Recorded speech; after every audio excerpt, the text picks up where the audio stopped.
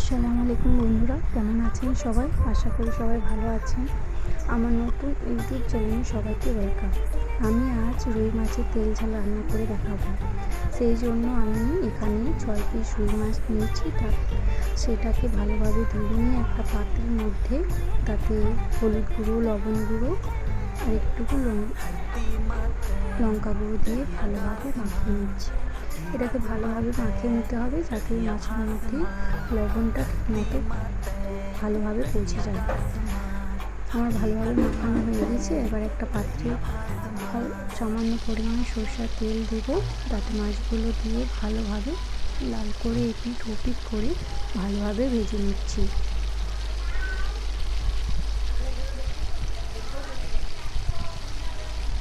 আমার মাছগুলো ভালোভাবে দেখতেই পাচ্ছেন ভালোভাবে ভাজা হয়ে গেছে। এবার একটা কড়াইয়ের মধ্যে সামান্য পরিমাণ তেল দিয়ে তাতে কাঁচা লঙ্কা আর আমার কুচিয়ে রাখা পেঁয়াজগুলো দিয়ে ভালোভাবে লাল করে ভেজে নেব।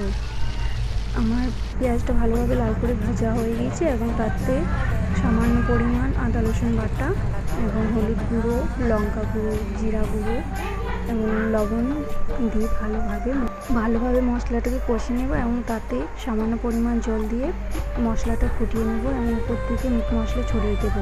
যখন মশলাটা ফুটে উঠবে তখন ভেজে রাখা মাছগুলো আমি দিয়ে দেবো। এবার ধিমে আঁচে রেখে 3 থেকে 4 মিনিট ভালোভাবে ফুটিয়ে নেব যাতে জলটা মরে যায় এবং তেলটা বেরিয়ে আসে।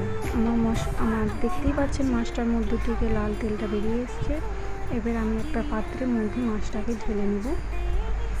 দেখতেই পাচ্ছেন বন্ধুরা কত সুন্দর লাল লাল তেল দেখা যাচ্ছে। এটা যেরকম দেখতে লাগছে বন্ধুরা সেরকম খেতেও লাগবে টেস্টি।